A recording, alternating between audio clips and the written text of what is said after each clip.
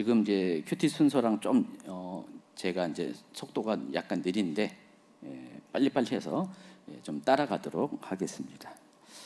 자, 지난 시간에 이제 오순절 이제 성령 강림 사건에 대해서 소개를 했고요.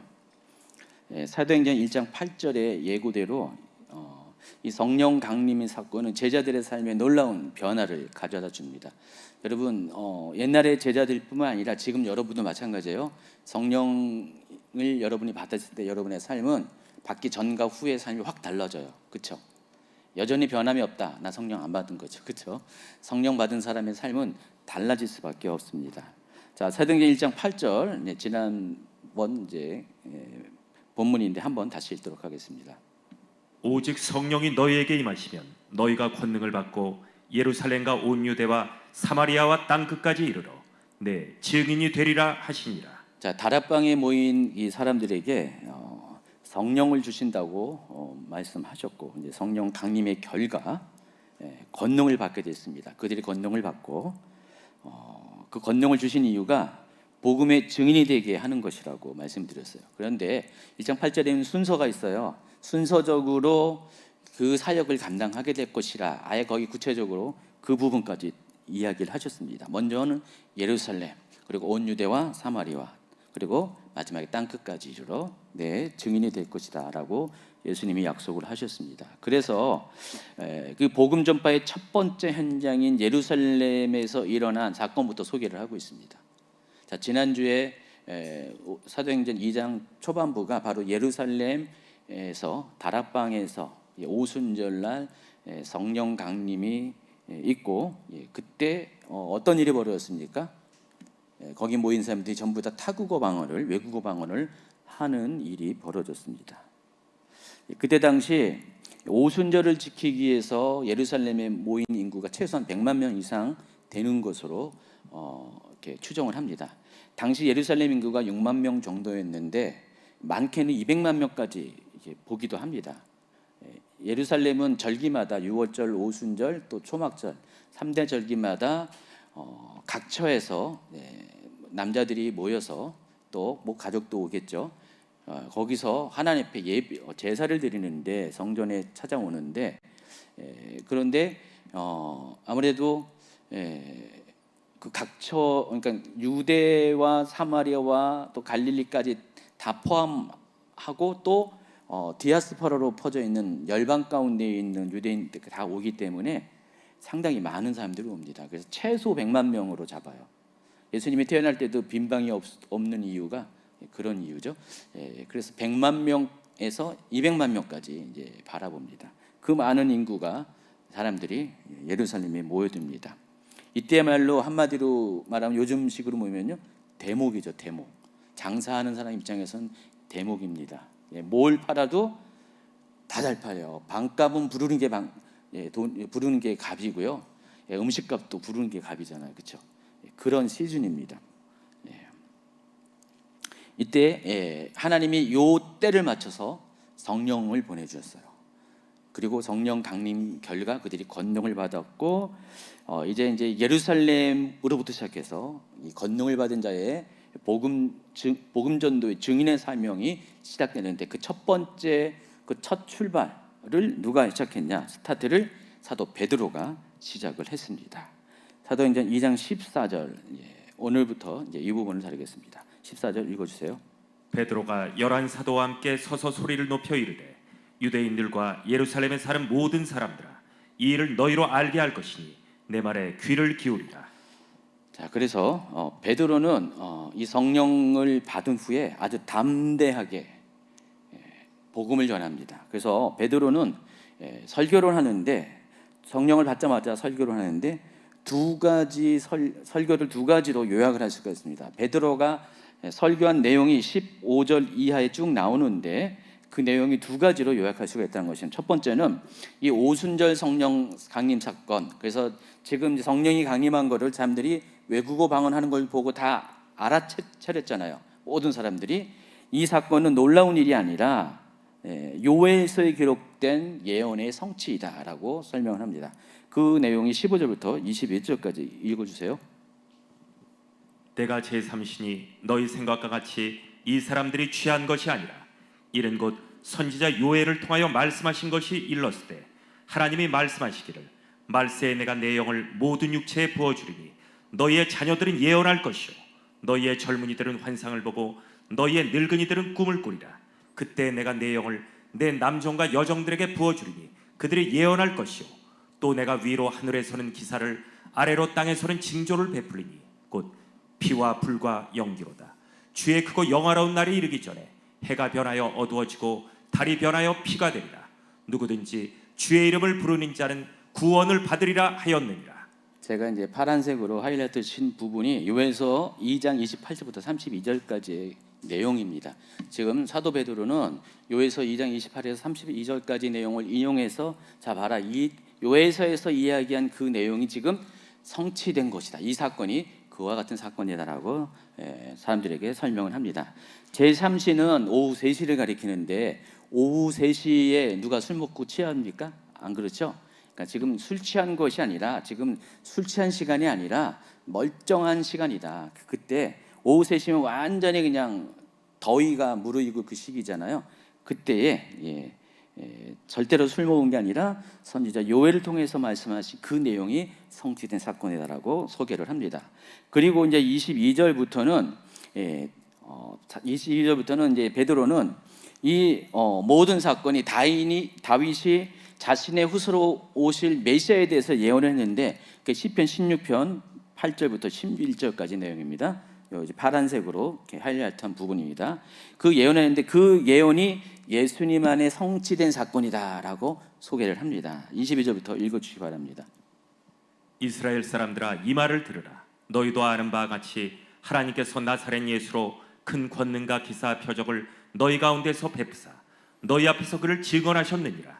그가 하나님께서 정하신 뜻과 미리 하신 대로 내준 바 되었거늘 너희가 법 없는 자들의 손을 빌려 못 박아 죽였으나 하나님께서 그를 사망의 고통에서 풀어 살리셨으니 이는 그가 사망에 매여 있을 수 없었습니다.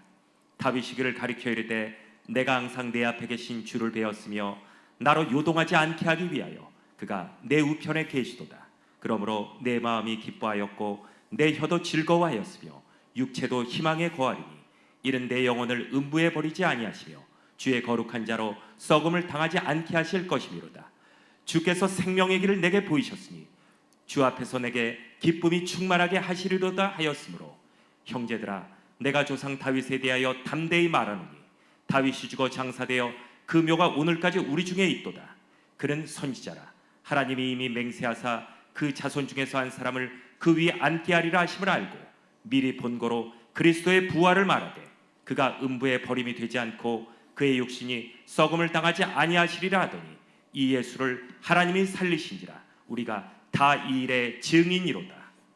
자, 유대인들이 예수님이 십자가에 못 박게 해서 죽였으나 부활하심으로 말미암아 예수께서 주와 그리스도가 되어서 메시아에 대한 예언을 성취하였다라는 내용이 여기 있는 것입니다. 그리고 지금 사람들이 보는 것과 같이 들어보는 것 같이 약속하신 성령을 부어주셨다라고 지금 사도 베드로는 증거합니다. 33절부터 36절까지. 하나님이 오른손으로 예수를 높이시매 그가 약속하신 성령을 아버지께 받아서 너희가 보고 듣는 이것을 부어주셨느니라. 다윗은 하늘에 올라가지 못하였으나 친히 말하여 이르되 주께서 내 주에게 말씀하시기를 내가 내 원수로 내 발등상이 되게 하기까지 너는 내 우편에 앉아있으라 하셨도다 하였으니 그런즉 이스라엘 온 집은 확실히 알지니 너희가 십자가에 못 박은 이 예수를 하나님이 주와 그리스도가 되게 하셨느니라 하니라. 베드로의 설교를 보면은요 결론이 아주 확실해요. 이런 어떤 상황 설명을 쭉 하면서 36절에 결론을 내리잖아요. 너희가 십자가에 못 박은 이 예수를 하나님이 주와 그리스도가 되게 하셨느니라. 딱 이 말을 들었을 때 사람들 속에 찔리는 마음이 생깁니다. 베드로의 얘기를 딱 들었더니 이게 하나님께서 성경을 통해서 미리 약속하신 요엘서 2장에서 예언한 바대로 시편 16편에서 다윗이 인용해서 이야기한 그대로 맞다. 이것은 이 예수 그리스도는 바로 메시아였는데 우리가 그 메시아를 십자가에 못 박고 죽게 했다는 것들이 바로 깨닫게 됩니다. 그래서 마음에 찔리는 마음이 생겨서 회개하는 마음을 갖게 됩니다. 그래서 그들은 자신이 어찌할 바를 베드로에게 묻습니다. 37절. 그들이 이 말을 듣고 마음에 질려 베드로와 다른 사도들에게 물어 이르되 형제들아 우리가 어찌할꼬 하거늘. 여러분 평소에도 만약에 베드로가 이 말씀을 할 수도 있어요. 이 설교를 할 수가 있는데 베드로는 그전에 이 설교는 못했어요. 감히. 그러니까 성령을 받기 전에 여기서 이 권능은 능력과 표정만 행하는 그 권능이 아니라 담대히 말할 수 있는 말씀의 권능도 다 포함하는 겁니다. 그러니까 이 권능을 받기 전에는 이 말씀도 못했거니와 또 만약에 한다 할지라도 이들에게 깨닫는 영을, 회개의 영을 주시는 분도 성령이시기 때문에 만약에 성령이 강림하지 않았으면 이들도 이런 깨닫는 마음을 갖지 못했을 거예요. 여러분 성령께서 하시는 역할이 뭐죠?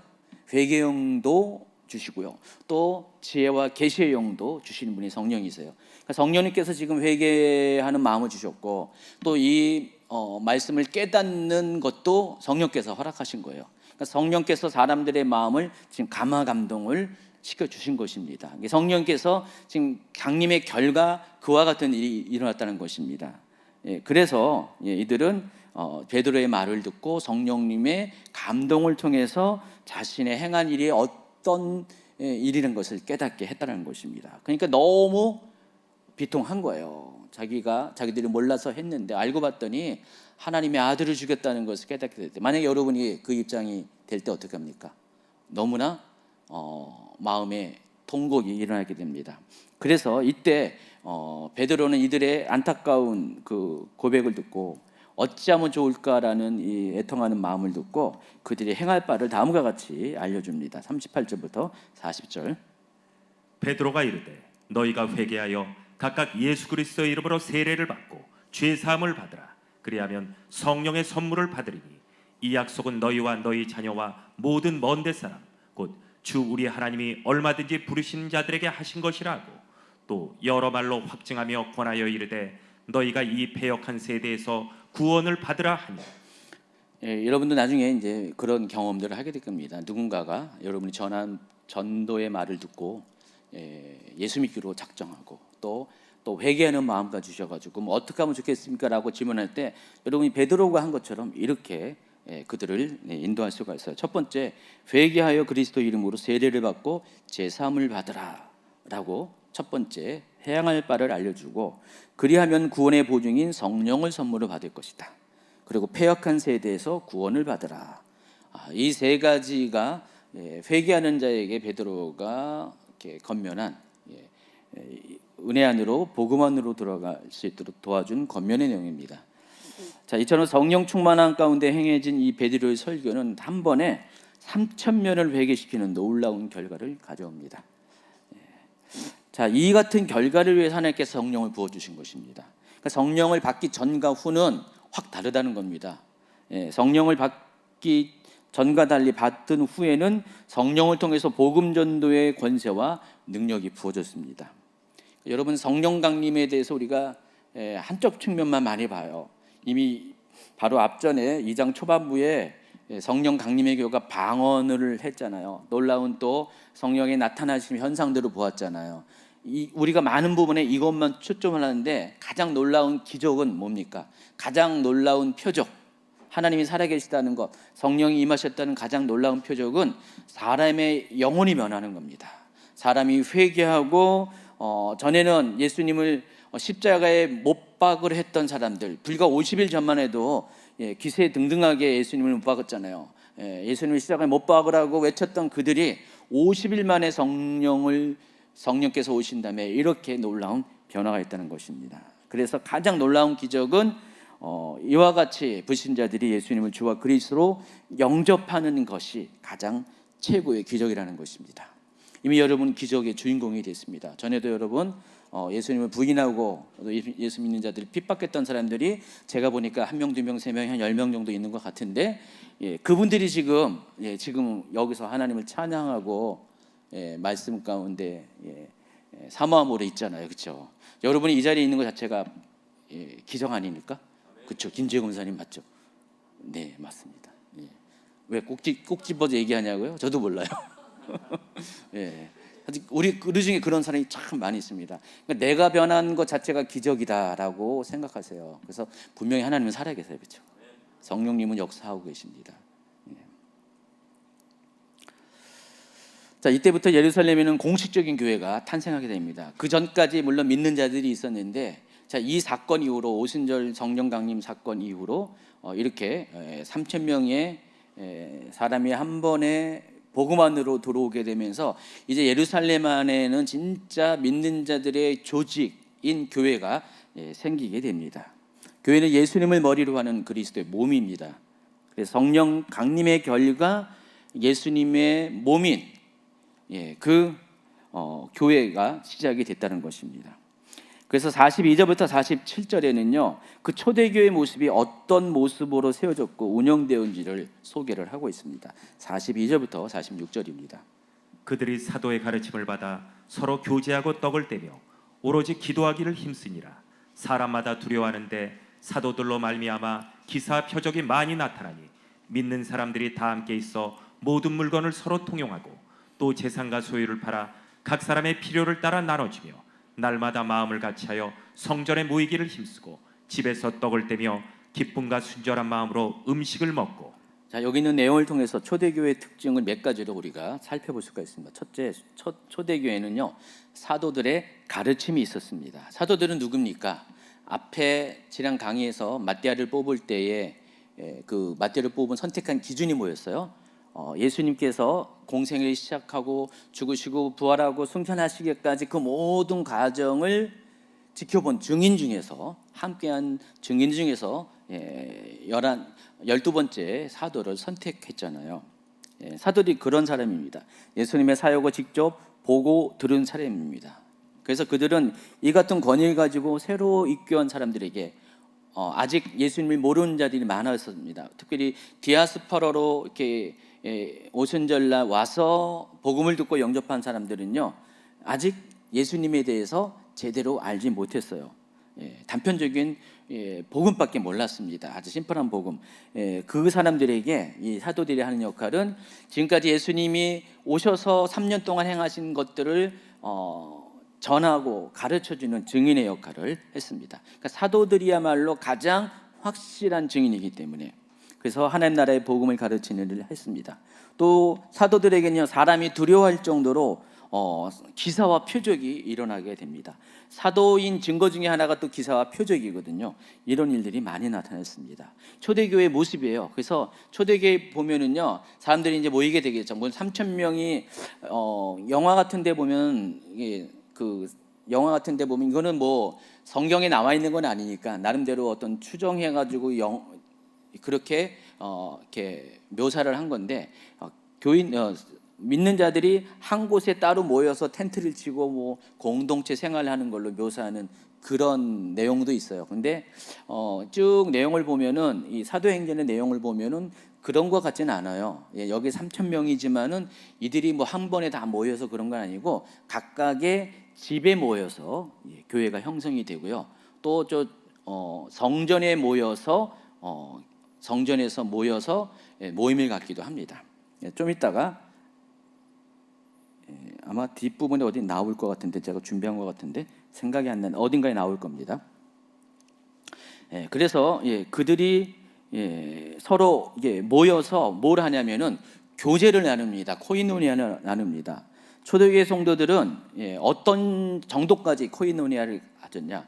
여러분처럼 서로 인사하고 안녕하세요 해서 제가 이제 허깅하세요 하면 강제로 허깅하는 그 정도 수준이 아니라, 이들은 서로 믿는 자들끼리 물건을 통용하고 재산과 소유를 팔아서 각 사람의 필요에 따라서 나누어지는 일을 적극적으로 행했다는 것입니다. 그래서 이들은 이걸 통해서 뭘 느꼈냐면, 너와 나는 서로 다른 사람이 아니라 그리스도의 한 몸이라는 것, 지체라는 것을 느꼈습니다. 여러분, 이렇게 서로 이렇게 교회 안에서 두 사람이 함께 자신의 것들을 뭐 물건을 나누고 삶을 나누듯 뭐든지 이렇게 나누는 것은 내가 너와 한 몸이라는 것을 많이 느끼게 해줍니다. 그래서 여러분, 이렇게 자주 나누셔야, 삶을 나누셔야 되고요. 물건도 나누세요. 좋은 거 많이 나누세요. 여러분 먹고 맛있는 거 있으면은 사랑하는 사람에게 막 주고자 하는 마음이 있잖아요. 그럼 내가 뭘 맛있게 먹었어. 그러면은 우리 셀에 있는 우리 집사님에게 주고 싶은 마음, 우리 셀 리더에게 주고 싶은 마음, 권사님에게 주고 싶은 마음이 일어나야 돼요. 어떤 우리 성도들 중에 어떤 분들은요, 본인이 어디서 맛있게 먹었잖아요. 맛있게 먹으면은 꼭 이렇게 사갖고 와요. 목사님 드시라고. 목사님 제가 너무 맛있게 먹었는데요. 목사님 생각나가지고 또 이 말을 하면은 또 제가 또 그렇게 홍보하는 건 아니고요. 예, 그 마음이 순수하잖아요. 예, 그래서 그런 마음이 있어야 된다는 것입니다. 그리스도의 한 몸이라는 것은 그런 거예요. 그러니까 여러분 안에 정말 이렇게 좋은 거 있으면은 같이 하고자 하는 마음들이 일어나야 되고 그것을 행하십시오. 그러면은요 따뜻함이 느껴져요. 체온이 느껴져요. 그렇죠? 그냥 자기 혼자 먹고 그냥 땡치고 그냥 형식적으로 인사하고 그 정도가 아니라 정말 이렇게 힘들고 어렵고 좋은 것들 다 기쁨도 함께 공유할 수 있는 그런 사람이 됩니다. 이게 성도의 코이노니아인데 초대교회는 이런 일이 있었다는 것입니다. 심지어 자기 재산까지 팔아가지고요. 뒤에 이제 5장에 아나니아 삽비라 얘기가 나오는데 그런 일이 있습니다. 그리고 또 42절과 46절에 보면은요 떡을 뗐다 그랬습니다. 이 떡을 뗐다는 것은요 주의 만찬을 기념하는 성찬식을 가리킵니다. 자, 그래서 이들은 성찬을 했어요. 여기 나오네요. 이 초대교회는요 유대인의 간섭에 따라 날마다 성전에서 모였어요. 이때까지만 해도요 그 유대 사회에서 이 기독교인들은요 배척당하지 않았어요. 아직은요. 물론 예수님이 십자가 달려 죽으실 때는 배척당했지만은 성령을 받고 이와 같이 교회가 형성되면서 여러분 하루에 무려 3,000명이 복음만 들어왔을 때 그리고 그들이 모습이 너무나 보기 좋은 모습으로 이렇게 있을 때 이들은 아직은 배척당하지 않았습니다. 칭찬을 들었다고 했습니다. 47절에 바로 나오는데 그래서 이들이 어떻게 했냐면요 날마다 성전에 가서 모였습니다. 뒤에 이제 제가 성전의 모습을 잠깐 보여주는데 아마 솔로몬 행각 같은 데서 모여 있을 이방인의 뜰에 보면요 굉장히 넓거든요. 혹시 그 사진 있으면은 보여주시겠어요? 성전 제가 이제 미문하고 바로 여기 솔로몬 행각이라고 하는 데 있죠. 아마 여기서 모였을 가능성이 많았어요. 다음 장면을 보여주면은요 사람들이 엄청 많이 모여 있는 그런 모습이 이제 펼쳐집니다. 다음 그림 한번 보여주세요. 요거 다음에 이렇게 저기 솔로몬 행각인데요.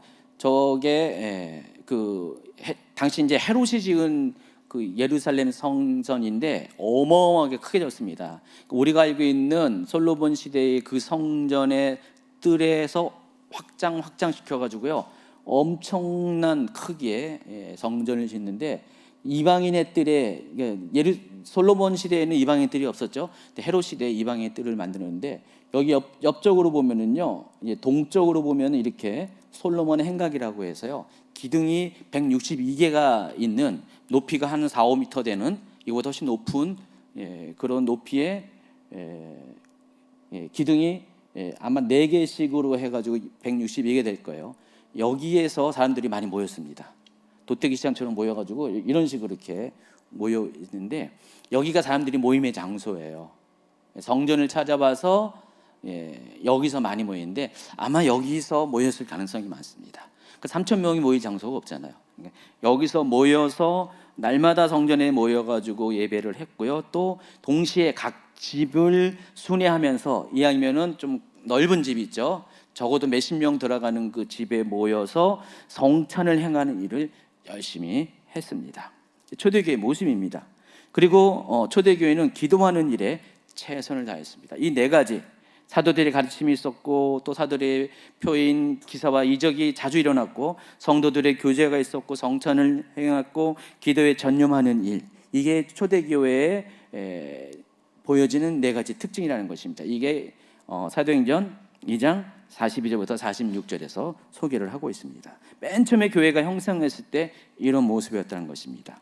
자, 이 결과 초대교회 성도는 백성들로부터 칭송을 받게 됩니다. 그리고 이로 인해서 구원받는 사람이 날마다 증가하게 됩니다. 그러니까 오순절 성령 강림한 그날 3천 명이 회개했고 예수 그리스도 믿는 믿음의 사람이 됐고, 그 이후로도 계속해서 사람들이 교회 안으로 들어오게 됩니다. 이처럼 초대교회는 유대 공동체 안에서 긍정적이고 호의적인 대접을 받았습니다. 왜냐하면 그들의 삶이 윤리적으로 칭송받을 만한 것이었기 때문입니다. 그리고 초대교회는 예루살렘에서뿐만 아니라 복음이 전파되는 곳 어느 곳에서나 빛과 소금이 되는 사명을 감당했습니다. 대략적으로 초대교회를 1세기 교회를 초대교회라고 보통 부릅니다. 그러니까 그 AD 100년 이내에 있던 교회들, 예루살렘 교회를 비롯해서 이방인 교회까지 복음이 전파되는 곳 어느 곳에서나 빛과 소금이 되는 사명을 감당했습니다. 여러분이 역사 기록을 보면요, 정말 그때 당시 로마 시대 때 1세기 당시의 사람들이 기독교인을 어떻게 바라보고 있는가를 우리가 확인할 수가 있어요. 그래서 여러분, 이제 로마 정부는 예루살렘에서도 핍박을 받았지만 이제 이방인에게 복음이 전파되면서 로마 정부로부터 기독교도 핍박을 받았습니다. 물론 그 핍박을 받는 기독교인들은 이방인 기독교인들이겠죠. 유대인 기독교인들은 예루살렘에서 핍박을 받았고요. 근데 그들에게도 동일하게 이와 같은 동일한 그 모습들이 나타났던 것입니다. 여러 가지 이유로 막 오해를 사게 해서 핍박을 했지만은 실제 내막을 알아보면 많은 사람들에게 칭송을 받을 그런 사람이었던 것입니다. 자, 그와 같은 역사적인 자료가 있어요. AD 112년에 소아시아 비시디아 지방의 이제 총독이었던 이 플린이라는 사람이 당시의 로마 황제 트레아누 황제에게 보낸 편지가 있어요. 그게 지금 이제 전승이 되고 있습니다. 그 편지의 내용을 보면은 우리가 그때 상황을 이해할 수가 있습니다. 그래서 이때는 이제 로마 정국으로부터 기독교인이 아주 핍박을 받고 공식적으로 기독교인이면은 핍박을 받아도 된다는 법이 있던 시대입니다. 핍박받는 이유가 황제 숭배를 따르지 않았기 때문에 그러거든요. 다른 게 아니라 황제 숭배 때문에. 근데 이제 이 플리니가 이제 비시디아 지방의 감독으로, 비시디아가 어디냐면은 터키의 중남부에 있는 지역입니다. 갈라디아에서 이 서남쪽에 있는 그 지역이 이제 비시디아고요. 그 지역에 총독으로 부임했을 때 전혀 예기치 못한 문제를 만나게 됩니다. 어떤 문제냐면은 이 당시 비시디아 지역에 복음이 왕성하게 전파되어서 이교도들의 이방 신전들이 텅텅 비었대요. 제물에 쓰인 짐승들이 고기를 매매할 수 없을 정도에 이르렀다 했습니다. 원래 이때 당시만 해도요, 정육점 고기가 어디서 나온지 아시죠? 저랑 같이 이제 계속 강해를 들으신 분들은 압니다. 그때 당시 정육점 고기는 다 어디서 왔냐면은 이방 신전에서 제물을 드리고 내려놓은 그 고기들입니다. 워낙에 많아가지고요, 거기서 내려온 고기들이 전부 다 사람들에게 정육점 통해서 이제 판매가 됐어요. 그래서 고린도 전서에 보면은 고기를 먹는 것 때문에 굉장히 그것 때문에 고민을 이제 사도 바울에게 고린도 교회 성도들이 보내왔잖아요. 어떻게 해야 되면 좋습니까? 라고 했을 때 이제 사도 바울이 이 부분에 대해서 이제 답변하는 장면이 나오잖아요. 그 이유가 다른 것이 아니라 그것 때문에 그래요. 한번 이렇게 이방 신전에 올라갔던 고기가 대부분인데 정육점에 팔 때 그걸 모르잖아요. 그럴 수도 있고 아닐 수도 있잖아요. 그러니까 그거를 먹어야 될지 말할지가 고민이 되잖아요, 그리스도인들은요. 그런데 지금 여기 내용을 보면은요, 이 플리니의 편지 내용을 보면은 플리니가 딱 거기 갔더니 기독교인들이 너무 많은 거예요. 너무 많아가지고요, 기독교인이 많아지니까 어떻게 돼요? 이방 신전에 올라갔던 이 고기를 안 먹어요. 공급이 넘쳐나는 거예요. 수요가 안 일어나는 거예요. 그러니까 기독교인들이 그걸 안 먹는 거예요. 이방 신전에 올라갔다고. 안 먹으니까 고기가 남아들 정도로. 또 이방 신전이 예전에는 사람들로 꽉 찼는데 이제는 한산해질 정도로 그와 같이 복음이 왕성하게 전파되고 있었습니다. 그래서 이와 같은 상황에 새로운 총독이 부임하니까 이 기독교인들에게 앙심을 품은 사람이 기독교인 누가 누구 기독교인이라고 고발을 했습니다. 근데 이 플린이라는 사람이 워낙에 법대로 하는 사람이었어요. 당시 기독교가 불법이라는 것을 이 사람은 너무나 잘 알고 있기 때문에 그들이 고발한 사람들을 데리고 와서 신문을 해가지고 기독교인 것이 증명이 되고 고집을 하면은 법대로 사형에 처하는 그런 내용들이 쭉 기록이 되어 있습니다.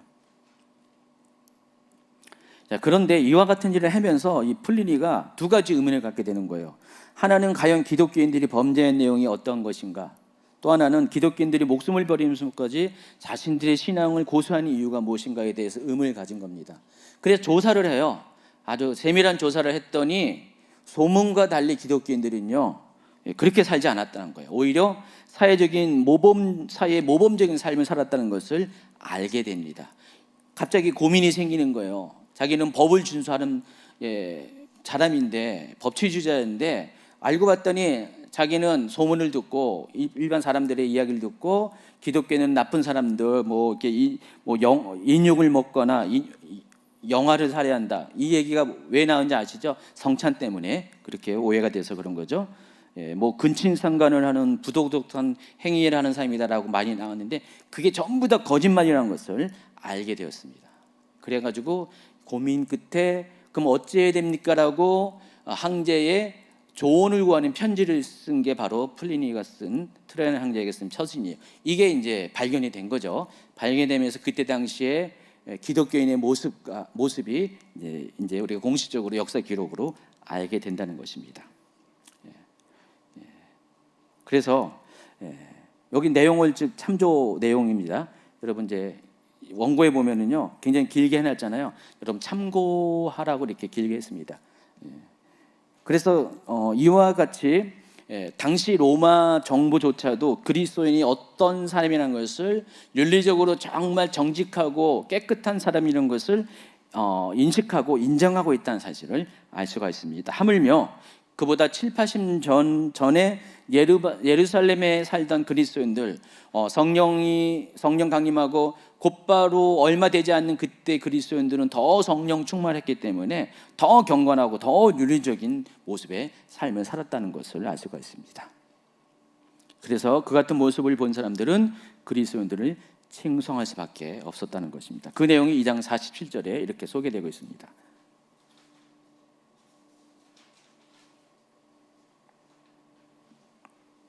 하나님을 찬미하며 또 온 백성에게 칭송을 받으니 주께서 구원받는 사람을 날마다 더하게 하시니라. 온 백성에게 칭송을 받았다 그랬습니다. 반대파가 아직은 없었어요. 그래서 이때만 해도요 그리스도인들은요 유대교의 한 분파로서 살았어요. 유대교를 벗어나지 않았습니다. 유대교를 벗어나지 않고 유대교의 한 분파로서 똑같이 유대인들이 하는 간습을 지켰고요. 거기에 안식일도 지켰고 거기에 주일을 또 추가적으로 지키는 이때 당시 그리스도인들은 바빴죠. 두 가지를 다 했으니까. 그래서 그 유대 사회 안에서 특별하게 이렇게 배척당하지 않고 오히려 칭찬듣는 그런 분위기였습니다. 그러다 보니까 교회로 막 사람들이 막 몰려든 거예요. 건물은 없었지만은 많은 사람들이 예수 그리스도의 복음을 듣고 한번 가보고 싶고 저들 무리 가운데 끼우고 싶은 그런 분위기였다는 사실을 아시기 바랍니다. 이게 초대교회 모습이었어요. 앞서 이제 사도행전 2장 43절은요 사람마다 두려워하는데 사도들로 말미암아 기사와 표적이 많이 나타났다라는 보고를 하고 있습니다. 자, 3장에는요 그 신뢰가 소개되고 있습니다. 사도로 말미암아 기사와 표적이 많이 나타났는데 그 한 신뢰가 나면서부터 안진뱅이인 사람이 사도들을 고치는 기적을 소개합니다. 3장 1절. 제9시 기도 시간에 베드로와 요한이 성전에 올라갈새 나면서 못 걷게 된 이를 사람들이 메고 오니 이는 성전에 들어가는 사람들에게 구걸하기 위하여 날마다 미문이라는 성전문에 두른 자라. 그가 베드로와 요한이 성전에 들어가려 함을 보고 구걸하거늘 베드로와 요한이 더불어 주목하여 이를 때 우리를 보라 하니 그가 그들에게서 무엇을 얻을까요 바라보거늘. 여기서 제9시는 아까 말씀드린 것처럼 오후 3시를 가리킵니다. 유대인들은 하루에 3번씩 토라에 있는 건 아니에요. 토라에 있는 율법에 있는 건 아닌데 그들의 관습에 의하면은 3번씩 시간을 정해놓고 기도를 했어요. 오전 9시, 12시, 오후 3시. 지금 오후 3시의 기도 시간인데 이 사도들도 똑같이 유대인의 관습을 따라서 기도하러 성전에 들어갔다는 것입니다. 자, 미문이라고 했는데 미문이 어딘지 보여줄게요. 미문은 아름다울 미자예요. beautiful gate입니다. 여기 이렇게 아름다운 모습은 너무 작아서 안 보이지만은 저기가 미문입니다. 여러분 그 헤롯 성전에 보면은 굉장히 넓잖아요. 솔로몬 성전은 저 성전이 있는 그 바깥에 외 울타리 거기까지만 솔로몬 시대의 성전이었잖아요. 근데 헤롯 때는 이렇게 넓어졌습니다. 어마어마하게 넓어졌죠. 저 북쪽으로 지금 이게 이렇게 약간 돌아가야 돼요. 지금 성전의 문은 다 동쪽을 향하는 거 아시죠? 성막도 동쪽이고 다 해 뜨는 곳에 문이 있습니다. 뒤편에는 막혀 있어. 서쪽은 막혀 있고요. 동쪽은 열려 있습니다. 지금 동쪽이에요. 동쪽. 저 오른쪽이 90도 쪽이 북쪽이죠. 북쪽의 맨쪽 구석에 로마 그 총독부의 유대 예루살렘을 감시하는 그 파견 부대가 나와 있어요. 안토니아 요새라고 저기 뒤에 있습니다. 보이시나요? 안토니아 요새 저 상단 끝쪽에 오른쪽 끝쪽에 저렇게 해가지고 저기서 이제 성전을 감시합니다. 로마 군대가 감시하는데 저기 보면은 이 동쪽의 끝에 미문이라고 있는데 여러분 이 전 바깥에 울타리에 4개의 문이 있어요. 동서남북으로. 그래서 오른쪽에 있는 게 동문이라고 부르는데 그 동문이 바로 저기예요. 한국문이에요. 골든게이트예요. 생각나시죠? 지난번에 뭐 어떤 강의에서 한 것 같은데 생각나시죠? 그게 이제 한국문입니다. 지금 사자문이라고도 부르고요, 여우사바문이라고도 부르고요. 지금은 이제 닫혀 있는 부분이죠. 여기서 메시아가 나중에 이쪽을 통해 들어온다고 그래가지고 이슬람에서 막아냈다고 그랬잖아요. 바로 그 문입니다. 그 동문 안쪽에 보면 옛날에는 동문이 열려 있었습니다. 동문을 통해 들어가면은 이제 본격적으로 성전으로 들어가는 저기는 이제 이방인의 뜰입니다. 이방인의 뜰이고요. 그리고 이방인의 뜰을 뚫어서 저 미문을 통해서 이제 본격적으로 성전에 들어갈 수가 있어요. 그 첫 번째 나오는 게 여인의 뜰입니다. 그러니까 최소한 이스라엘 혈통 가진 사람들은 저 안에 들어갈 수 있고요. 이방인의 형통을 가진 사람들은 저 안에 못 들어갑니다. 그 미문은 바로 이방인과 유대인을 나누는 바로 문입니다. 그 미문이 너무나 아름다워가지고 미문이라고 부른 겁니다. 저 미문에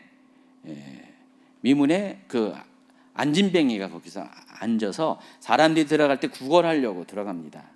앵벌이 하러 온 거예요, 실은. 사람들이 아침마다 출근시켜가지고 거기서 이제 불쌍하게 여겨가지고 돈 받게 하는 그겁니다. 제가 이런 거 왜 가르치냐면 틈틈이 이렇게 얘기해줘야지. 여러분 성경은 항상 이 거리감이 있어야 돼요.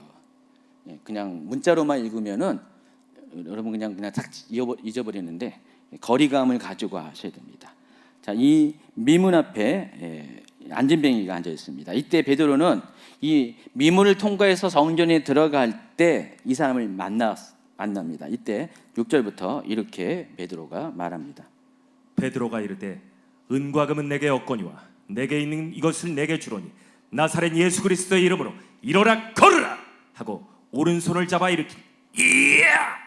발과 발목이 곧 힘을 얻고 뛰어서서 걸으며 그들과 함께 성전으로 들어가면서 걷기도 하고 뛰기도 하며 하나님을 찬송하니 모든 백성이 그 걷는 것과 하나님을 찬송함을 보고 그가 본래 성전 미문에 앉아 구걸하던 사람인 줄 알고 그에게 일어난 일로 인하여 심히 놀랍게 여기며 놀라니라. 그래서 베드로는 예수님의 이름으로 기적을 행합니다. 나사렛 예수 그리스도의 이름으로 일어나 걸으라 했더니 발과 발목에 힘을 얻어서 벌떡 일어났습니다. 여러분 잘 알잖아요. 옛날에 7080 복음성가 있잖아요.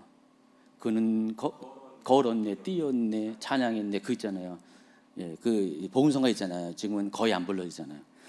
예, 그 바로 주인공입니다. 성전 미문 앞에 있었던 안진병입니다. 예수님은 이 세상을 떠나가기 전에 믿는 자들에게 나타나는 표적에 대해서 말씀하셨어요. 마가복음 16장 17절 18절에는 믿는 자들에게는 이런 표적이 따르려니 곧 그들이 내 이름으로 귀신을 쫓아내며 새 방언을 말하며 뱀을 집어올리며 무슨 독을 마실지라도 해를 받지 않으며 병든 사람에게 손을 얹은 즉 나으리라 하시더라 그랬는데, 여기 핵심을 보면은 제가 빨간색으로 표시했잖아요. 오늘 제목도 예수의 이름으로 하는 사역, 사도들의 사역이라고 나왔는데, 예수님은 앞으로 어떤 일이 있을 거냐면은 예수님의 이름으로 이와 같은 일들이 일어나게 될 것이다라고 말씀을 하셨어요. 그래서 표적이 나타나는 그 전제 조건은 예수 이름으로 표적이 일어난 것입니다. 그래서 우리가 지금 하는 모든 것들은 다 뭡니까? 예수 이름으로 하잖아요. 예수 이름으로 하면 이와 같은 일이 일어나게 된다는 것입니다. 그래서 사도행전에서 제자들이 나타내는 모든 표적들은 예수 이름으로 일으키는 것입니다. 사도행전 2장 38절 쭉 네 가지 성경 구절을 읽어주세요. 베드로가 이르되 너희가 회개하여 각각 예수 그리스도의 이름으로 세례를 받고 죄 사함을 받으라. 그리하면 성령의 선물을 받으리니 너희와 모든 이스라엘 백성들은 알라.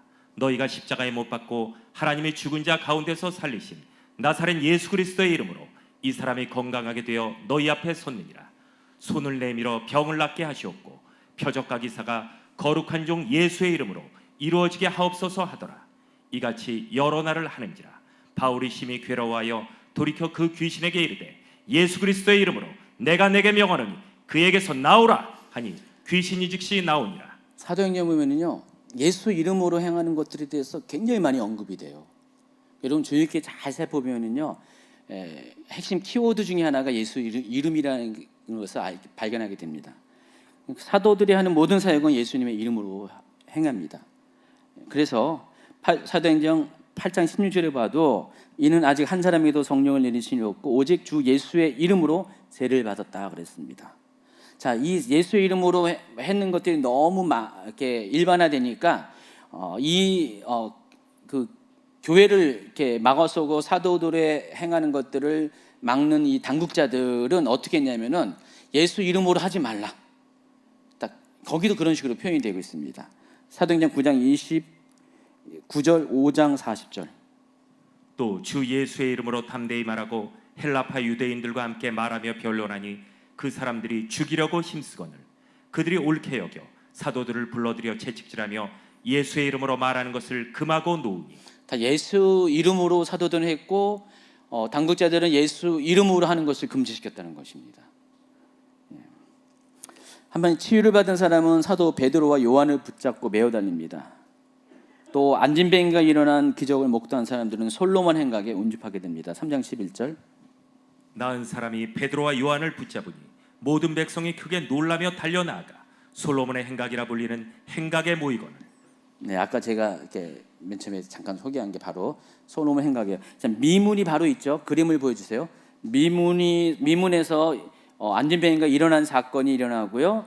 바로 앞에 동문 쪽에 전체가 다 솔로몬 행각이에요. 거기에 사람들이 다 모이는 거예요. 이때 이 운집한 백성들에게 베드로는 다음과 같이 또다시 예수 그리스도에 대한 복음을 전하게 됩니다. 사도행전 3장 12절부터 16절까지. 베드로가 이것을 보고 백성에게 말하되 이스라엘 사람들아 이 일을 왜 놀랍게 여기느냐.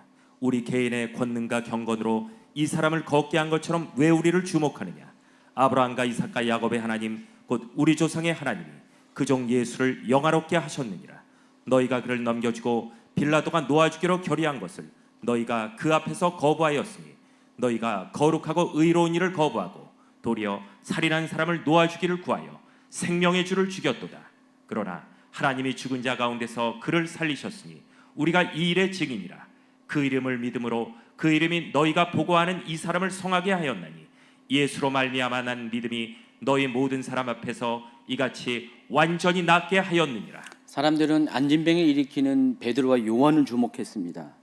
그럴 때 베드로는 우리를 주목한 게 아니라 우리가 이 일을 한 이유가 우리 개인의 권능과 경건으로 한 것이 아니라 바로 예수 그리스도께서 이 일을 했다라는 것을, 예수 그리스도의 이름으로 이 사람이 치유받았다는 것을 선언하는 것이 바로 16절의 내용입니다. 그리고 베드로의 설교는 곧 회개의 촉구로 이어집니다. 3장 78절. 형제들아 너희가 알지 못하여서 그리하였으며 너희 관리들도 그리한 줄 아노라. 그러나 하나님이 모든 선지자의 입을 통하여 자기의 그리스도께서 고난 받으실 일을 미리 알게 하신 것을 이와 같이 이루셨느니라. 그러므로 너희가 회개하고 돌이켜 너희 죄 없이 함을 받으라. 이같이 하면 새롭게 되는 날이 주 앞으로부터 이를 것이요. 아까도 2장에서 이야기한 것처럼 여기 똑같이 사도 베드로는 이렇게 복음을 전하고 표적을 통해서 사람들이 이렇게 관심 가질 때 회개하고 돌이켜 죄 사함을 받으라는 메시지를 전하게 됩니다. 그리고 3장 20절 이하에 쭉 보면은요, 이 베드로는 승천하신 예수님께서 다시 오셔서 만유를 회복할 것에 대해서 예고를 하고, 또 모세 이후로 선지자를 통해서 말씀하신 회복의 때가 그리스도의 때를 말하는 것임을 얘기합니다. 자, 지금까지 이제 사도행전 2장부터 3장까지 나타난 사도들의 사역을 보면은요, 1장 8절에 예수님이 예고하신 바대로 성령이 임하면은 권능을 받고 예루살렘과 온 유대와 사마리아 땅 끝까지 이르러서 증인이 될 것이라고 이야기했잖아요. 그래서 성령을 받은 이후에 이들의 삶은 확 바뀌어 버려요. 권능을 받은 결과 한결같이 복음의 증인이 되는 사역을 감당하게 된다는 것입니다. 그래서 예수 그리스도의 이름으로 설교를 하고, 예수 그리스도의 이름으로 세례를 주고, 예수 그리스도의 이름으로 표적과 기사를 행하고, 예수 그리스도의 이름을 통해서 사람들이 복음 안으로 들어오는 놀라운 사역을 하게 된다는 것입니다. 바로 이것 때문에 하나님은 성령님을 보내주신 것입니다. 자, 사도들의 사역이 이렇게 왕성히 일어나게 되자 이제 핍박에 따르게 됩니다. 예수 안에 죽은 자의 부활이 있음을 가르치고 전하는 것을 누가 싫어했냐면은 사두개인들이 싫어했습니다. 그래서 4장에 보면은요, 바로 그 얘기가 등장합니다. 4장 1, 2, 3절. 사도들이 백성에게 말할 때 제사장들과 성전 맡은 자와 사두개인들이 이르러 예수 안에 죽은 자의 부활이 있다고 백성을 가르치고 전함을 싫어하여 그들을 잡음에 날이 이미 저물었으므로 이튿날까지 가두었으나. 이들이 사도들을 가둔 이유는 두 가지 때문입니다. 일단 부활 교리는 사두개인들의 입장에서는 이단 교리예요. 이들은 부활을 안 믿습니다. 근데 지금 부활에 대해서 계속 얘기하잖아요. 예수 그리스도의 부활에 대해서 베드로의 설교 가운데 계속 그 얘기를 하고 있잖아요. 또 자기들이 죽인 예수가 부활했다는 것에 전파하고 있잖아요. 그러니까 이들이 가만히 있을 수가 없습니다. 만약에 이것을 방치하면은 자신들이 예수님을 처형한 것이 잘못된 것인 것을 인정하게 되는 것이기 때문에 이 부활의 소식을 전하는 사도들을 이제 잡아옵니다. 그리고 가둡니다.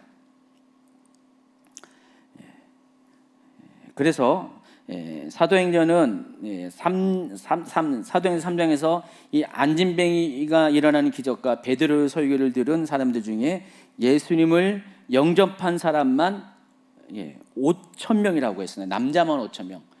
사도행 2장에는 그냥 사람이 3,000명인데 여기 3장에서는요, 안진뱅이가 일으키는 기적을 보고 난 다음에 복음 전도의 메시지를 들은 다음에는 남자만 5,000명이라고 했습니다. 남자만 5,000명이면은 거기 동수의 여자만 따져도 10,000명이죠. 애들은 빠졌죠. 그리고 보통 남자라고 할 때는 좀 건강한 남자를 여기 카운트 보통 하거든요. 그러니까 이렇게 따져보면 약 20,000명의 사람들이 이 사도행전 3장의 표적과 설교를 통해서 또다시 예수님을 영접했다는 것입니다. 그 중간에도 영접하는 사람이 있었을 거 아니에요. 여러분 보세요. 벌써 요 2장과 3장에 지나가면서 거의 3만 명에 가까운 사람들이, 원래 예루살렘 인구의 절반이잖아요. 그 많은 사람들이 믿음의 무리 가운데 들어오게 됩니다. 상황이 이렇게 되자 이튿날 산헤드린 공의회가 개최됩니다. 그들은 사도들을 공의회에 세워서 이제 재판을 합니다. 신문을 시도하는데 그들이 묻는 것도 재밌어요. 누구의 이름으로 이 일을 행했는가를 묻고 캐묻습니다. 4장 7절에 나와 있죠. 사도들을 가운데 세우고 묻되 너희가 무슨 권세한 누구의 이름으로 이 일을 행하였느냐.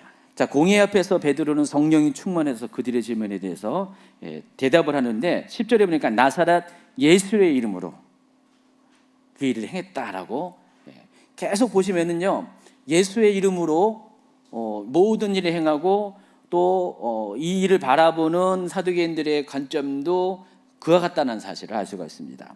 그래서 4장 12절에 보면은요, 사도 바울이 아주 확실한 또 복음 전도의 메시지를 이번엔 사두개인들을 향해서 전합니다. 다른 이로서는 구원을 받을 수 없나니 천하 사람 중에 구원을 받을 만한 다른 이름을 우리에게 주신 일이 없음이라 하였더라. 계속 이름에 대해서 언급을 합니다. 베드로의 대답을 들은 공회가 당황을 합니다. 더 이상 비난하는 말을 얻게 되자 사도들을 잠시 공회장에서 나가게 하고요, 자기들끼리 이 일에 대책을 논의합니다. 그래서 사도들에게 한 가지 명령합니다. 그들을 불러 경고하여 도무지 예수의 이름으로 말하지도 말고 가르치지 말라라고 하면서 석방을 합니다. 이때만 해도 벌써 첫날은 3,000명이었지만 이때는 거의 3만 명 가까이 되는 10배 가까운 믿는 자들이 생기니까 그 사람들을 두려워해서 이들을 어찌할 수 없고 이들을 예수의 이름으로 아무것도 하지 말라고 하면서 이제 석방을 합니다. 그렇지만 그들의 경고에도 불구하고 베드로와 요한은 더 담대하게 자기는 예수의 이름으로 말할 것을 재차 천명합니다. 19, 20절. 베드로와 요한이 대답하여 이르되 하나님 앞에서 너희의 말을 듣는 것이 하나님의 말씀을 듣는 것보다 옳은가 판단하라. 우리는 보고 들은 것을 말하지 아니할 수 없다 하니. 자, 이렇게 되니까 한 번 더 위협을 그들을 풀어주게 됩니다. 마지막으로 4장 22절에는요, 이 표적으로 병 나은 사람이 40여 세나 되었다라고 이제 맞춰요. 굳이 이 안진병에 있던 사람이 40여 세라고 말한 이유가 뭡니까? 여러분, 실로암 목가에서 38년 된 병자 이야기를 알 수가 있어요. 이 사람은 지금 나면서부터 안진병이니까 뭐예요? 40여 년 동안 안진병이었던 사람이에요. 그 40여 년 동안 나면서부터 안진병인 사람을 고쳤다는 사건은요, 아주 센세이션을 불러일으킨 사건입니다. 지금 4장은 그거부터 시작해서 여기 이렇게 22절에 그 사건을 일단락 짓는데, 이 사건이 얼마나 놀라운 사건인지 이걸 통해서 2만 명 가까운 사람들이 복음을 영접했고, 이것 때문에 사두개인들이 난리가 났고 사내들인 공의회가 소집이 됐고 막 이런 일이 벌어졌다는 것입니다. 자, 지금까지 사도들의 사역을 살펴보면 유달리 예수의 이름이 많이 강조가 됩니다. 사도행전의 저자는요, 직간접적으로 예수 이름으로 하는 사역을 많이 강조를 하고 있습니다. 그래서 성령 충만을 받은 사도들의 예수 이름의 권세와 능력으로 하나님 나라의 복음의 증인 역할을 감당하고 있음을 계속 강조하고 또 강조하고 있다는 사실을 알 수가 있습니다. 자, 사내들인 공회에서 이제 사도들이 풀려난 다음에 공회에서 있었던 일을 다른 제자들에게 알립니다. 그들은 시편 2편을 이용해서 이 같은 일을 행하신 하나님을 찬양하고 영광을 돌리는 기도가 올리는데 그게 4장 23절부터 28절까지 나옵니다. 또한 계속해서 담대히 하나님 말씀을 전하게 하시고 병을 낫게 하고 표적과 기사가 예수의 이름으로 이루어질 것을 기도합니다. 29절 30절 읽어주세요. 주여, 이제도 그들의 위협함을 굽어보시옵고 또 종들로 하여금 담대히 하나님의 말씀을 전하게 하여 주시오며 손을 내밀어 병을 낫게 하시옵고 표적과 기사가 거룩한 종 예수의 이름으로 이루어지게 하옵소서 하더라. 여기도 또 계속 예수의 이름으로 이루어지게 해달라고 합니다. 자, 이 같은 기도를 하자마자 하나님께서 응답을 하십니다. 31절에 보니까 빌기를 다음에 모인 곳이 진동하더니 무리가 다 성령에 충만하여 담대히 하나님의 말씀을 전하니라. 사도행전 2장에서는 하늘에서 급하고 강한 바람 같은 소리가 들렸고 태풍 같은 소리가 들렸고 또 불의 혀같이 갈라지는 모습이 사람들의 머리 위에 다 이렇게 나타남을 보았다. 시각과 청각으로 이렇게 성령께서 강림한 것들을 보여줬다면은 이 4장 31절에는 이제 진동하는 겁니다. 아마 이 진동은 지진을 가리키는 것 같아요. 이 진동을 통해서 하나님께서 이들의 기도를 응답했다는 것들을 나타내 보여줍니다. 그리고 거기 있는 모든 사람들이 성령의 충만함을 받아서 담대히 하나님의 말씀을 또다시 전하게 됩니다. 이처럼 초대교회는요, 성령 강림 사건 이후 성령 충만을 경험한 사람들에 의해서 성령의 권능이 나타났고, 또 예수 이름으로 병든 사람이 낫고 표적과 기사가 드러나고 복음이 전파될 때 놀라운 복음 전도의 열매가 맺어지는 모습을 보여줍니다. 오늘 여기까지 하는데, 그래서 이 초대교회의 모든 사역들은요, 다 성령의 권능을 받은 사람들이 예수의 이름으로 행했다는 사실을 아시기 바랍니다. 오늘날도 마찬가지예요, 여러분. 교회의 모든 사역들은 먼저 성령을 받고 성령의 충만의 결과 권능이 임하면은 예수의 이름으로 뭐든지 다 예수 이름으로 행하는 사역이 되어야 된다는 것입니다. 여러분 다 그렇게 되길 바랍니다. 예수의 이름으로 그와 같이 놀라운 일을 행하는 여러분의 얘기를 예수님의 이름으로 축원합니다. 아멘. 기도합니다. 하나님 감사합니다. 오늘도 말씀을 통해서 우리 가운데 우리 하나님이 어떻게 무엇을 원하는지를 깨닫게 하시면 감사합니다. 우리가 이 시대에도 우리 모두가 성령을 받아야 됩니다. 그리고 예수 이름으로 모든 선한 일을 행하는 우리 모두가 되게 하여 주시옵소서. 그리할 때 지금 이때도 핍박이 많은 이때도 반대도 많은 이때에도 예수 그리스도의 이름이 전파될 것이고, 많은 자들이 불신자들이 믿음 안에 들어오는 놀라운 역사가 일어날 것입니다. 그 일을 감당할 수 있는 주인공이 될 수 있도록 우리 모두를 인도하여 주시옵소서. 예수님의 이름으로 기도합니다.